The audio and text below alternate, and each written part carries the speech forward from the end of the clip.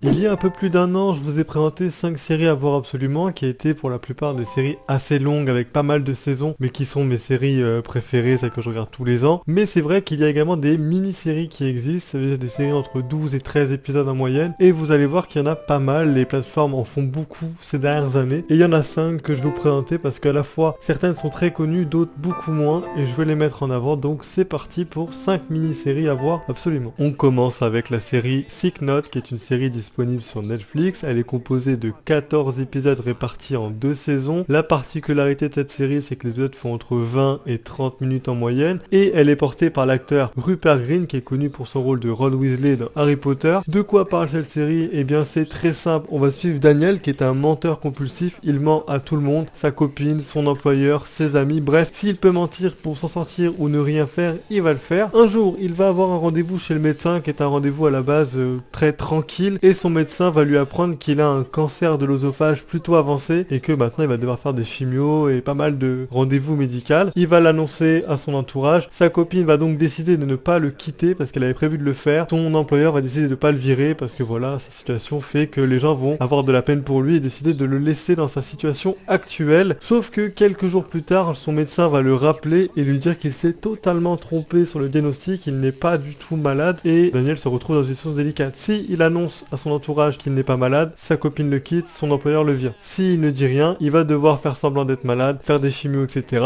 Et c'est la décision qu'il va prendre avec la complicité de son médecin qui lui a proposé de l'aider en échange de ne rien dire, sinon il serait radié des médecins. À partir de ce moment-là, ce duo va se retrouver dans des problèmes qu'ils n'auraient jamais imaginé, jamais pensé y être, et pourtant ils vont y être. C'est à la fois très drôle, assez obscène par moments, mais franchement je vous invite à aller le regarder, c'est disponible sur Netflix. Le seul bémol qu'il y a par rapport à cette série, c'est que la fin de la saison 2 se termine sur un cliffhanger et que depuis fin 2018, la fin de la saison 2, eh bien on n'a aucune info sur une potentielle saison 3. On n'a même pas l'info si la série est annulée, donc on peut juste le présumer parce que ça fait 6 ans maintenant. En tout cas, ceux qui l'ont regardé, donnez-moi votre avis dans les commentaires, et ceux qui ne l'ont pas vu, je vous invite à aller le voir. Je rappelle, c'est disponible sur Netflix. On continue avec une série qui est sortie il y a un an, c'est Qui est Erin Carter, qui est une série disponible sur Netflix, qui a 7 épisodes. Cette série a cartonné durant l'été dernier, mais qui a été un peu éclipsée par la série live One Piece. De quoi parle cette série? C'est très simple, on va suivre Erin Carter, qui est une enseignante britannique qui habite à Barcelone, qui fait sa vie tranquille avec son mari et sa fille. Un jour, lorsqu'elle faisait ses courses avec sa fille dans un supermarché, le supermarché va se faire braquer par plusieurs voleurs, et bizarrement, l'un des voleurs va reconnaître Erin Carter, et elle va extrêmement bien se défendre au point de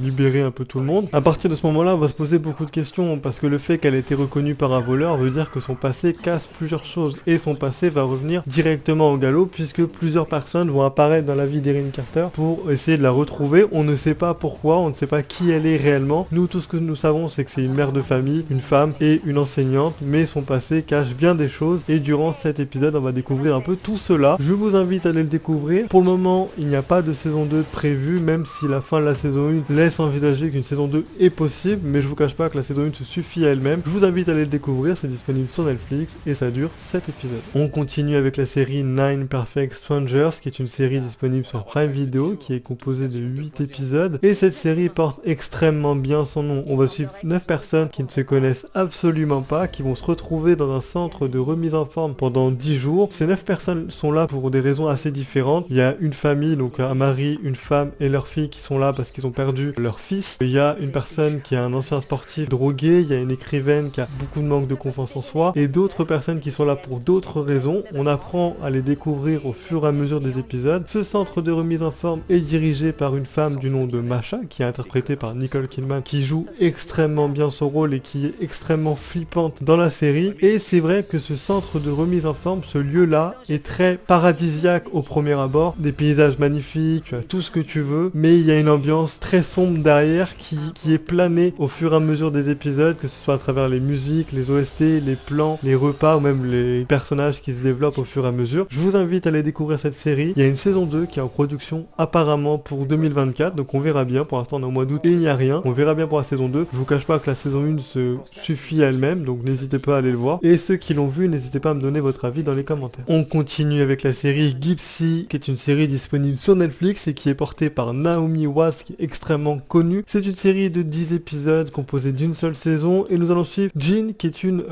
femme plutôt voilà qui a la vie tranquille, aisée, qui est psychologue, qui a son mari, sa fille, etc. mais qui a un peu cette pulsion, cette maladie de devoir s'immiscer un peu trop dans la vie de ses patients. Prenons l'exemple donc du premier épisode. Il y a un de ses patients qui vient lui parler de sa copine, disant que voilà, ça se passe pas très bien, qu'il a des doutes, etc. Et Jean va avoir la merveilleuse ou malheureuse idée de s'immiscer dans sa vie en allant rencontrer cette fameuse copine sans pour autant dire à cette copine que c'est la psy de son copain, etc. Et donc elle va s'immiscer extrêmement dangereusement dans la vie de cette fameuse copine et elle va mener une sorte de double vie. Et donc c'est très compliqué. On va suivre ça pendant 10 épisodes. Malheureusement, il faut que je vous le dise direct, cette série a été annulée au bout d'une seule saison. Je trouve que la série est très bonne. Moi je l'ai beaucoup aimé. Il y avait un vrai casting, il y avait un peu un côté suspense, thriller intéressant. Ça aborde un peu pas mal d'interdits et je trouvais ça bien. Donc c'est dommage. Ceux qui l'ont vu, n'hésitez pas à me dire dans les commentaires ce que vous en avez pensé. Et ceux qui l'ont pas vu, rien ne vous empêche quand même d'aller regarder les 10 premiers épisodes et de vous faire un avis sur la série qui est plutôt intéressante. Et enfin on termine avec l'une des mini-séries les plus cultes de ces dernières années, c'est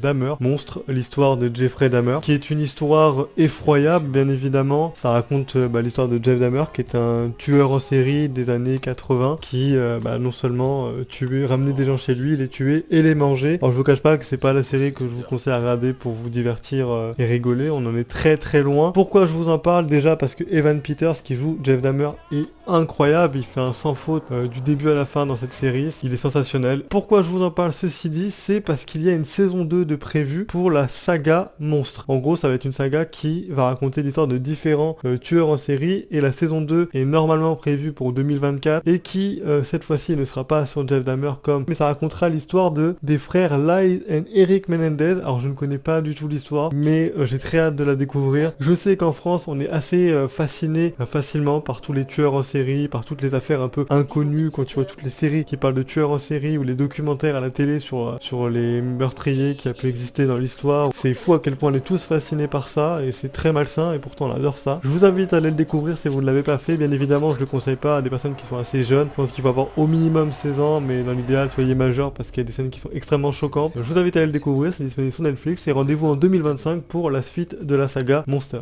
Donc voilà, c'était 5 mini-séries à voir absolument selon moi. Bien évidemment il y en a plein d'autres et je vous invite grandement à m'en proposer dans les commentaires ou à en proposer à ceux qui font dans les commentaires parce que je sais qu'il y en a plein qui sont extrêmement connus que je n'ai pas encore parlé dans cette vidéo. En tout cas si cette vidéo vous a plu, n'hésitez pas à la liker, à la commenter et à vous abonner. Sur ce je vous dis à plus à la prochaine pour d'autres vidéos. Salut.